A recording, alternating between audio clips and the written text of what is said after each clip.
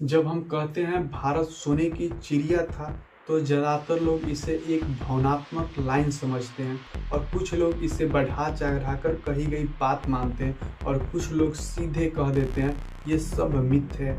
आज मैं आपको मिथ नहीं मिनी दिखाएंगे, यानी सामने दिखाएंगे। आज मैं आपको भावना नहीं आंकड़े दिखाने वाला हूँ और आज के बाद जब भी कोई पूछेगा भारत सोने की चिड़िया था या नहीं, तो आपके पास सटीक जवाब होगा।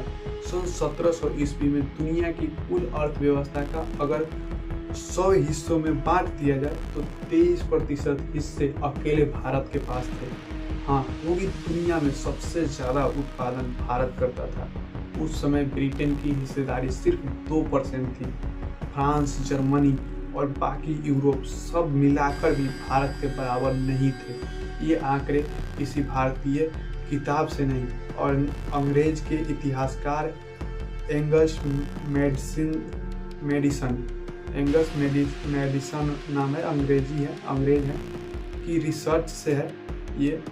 और जब ज़रा सोचिए, उस समय ये लोग रिसर्च करते थे भारत पर, जिसे देश की दुनिया की अर्थव्यवस्था में 1/4 हिस्सेदारी वो मानते थे। क्या वो गरीब हो सकता है?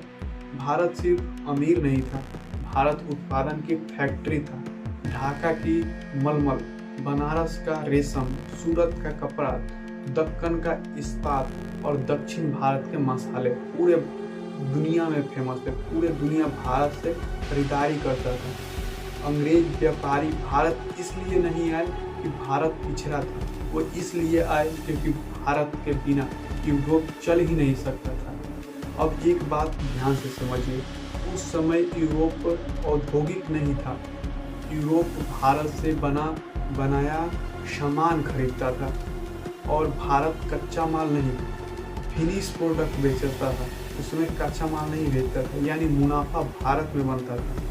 अब सवाल उठता है, फिर भारत की यह ताकत खत्म कैसे हुई? इसका जवाब एक शब्द में देना बहुत मुश्किल है। अंग्रेजों की नीति ईस्ट इंडिया कंपनी जब भारत आई तो उसने तलवार नहीं उठाई, उसने कानून और टैक्स लगाया। 1757 की प्लासी की लड़ाई के बाद 1765 में कंपनी को बंगाल की दीवानी मिल गई। दीवानी यानी टैक्स वसूलने का अधिकार। यहीं से भारत की लूट कानूनी बन गई। अब जरा सोचिए, कंपनी ने क्या किया? पहले किसानों पर टैक्स बढ़ाया, फिर कारीगरों पर कर्ज में डुबाया, कारीगरों को कर्ज से पूरा डुबाया और सबसे बड़ा बात, भारतीय उद्योग को तोड़ दिया। बंगाल के बुनकरों को जबरदस्ती कंपनी के लिए कपड़ा बुनने का मजबूर किया गया। उन्हें ना सही दाम मिला, ना आज़ादी मिली और जब ब्रिटेन में मशीन से कपड़ा बनने लगा तो भारतीय कपड़े पर भारी टैक्स लगा दिया गया। नतीजा, भारत का कपड़ा महंगा हो गया और अंग्रेजी कपड़ा सस्ता पड़ने लगा। ढाका, जो कभी दुनिया का कपड़ा केंद्र था, वहाँ भूखमरी फैल गई। लाखों बुनकर भिखारी बन गए। यह कोई दुर्घटना नहीं था, यह आर्थिक हत्या थी। धीरे धीरे भारत उत्पादन से कच्चा माल देने वाला देश बन गया। कपास बाहर गई, कपड़ा वापस आया, लोहा बाहर गया, हथियार वापस आया और पैसा एक तरफा इंग्लैंड गया। इतिहासकार इसे कहते हैं ड्रेन ऑफ वेल्थ, यानी धन की निकासी। दादा भाई नौरोजी ने सबसे पहले बताया कि हर साल भारत से करोड़ों पाउंड इंग्लैंड भेजे जा रहे हैं, बिना युद्ध, बिना लूट, सिर्फ कानून के नाम पर। 1765 से 1858 के बीच भारत धीरे धीरे गरीब होता चला गया और जब 1857 का विद्रोह हुआ तो भारत पहले से ही आर्थिक रूप से टूटा हुआ था।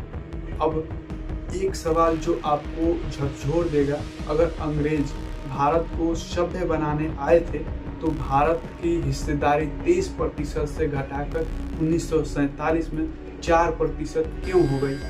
क्यों ब्रिटेन अमीर होता गया और भारत गरीब होता गया? जवाब सीधा है, क्योंकि भारत को लूटा गया, सिस्टम से, नीति से और हमारी आपसी कमजोरी से लूटा गया। यह वीडियो भारत को महान दिखाने के लिए नहीं है, यह वीडियो सच दिखाने के लिए है, ताकि आप समझ सके कि गरीबी हमारी पहचान नहीं है और हम गरीब नहीं थे।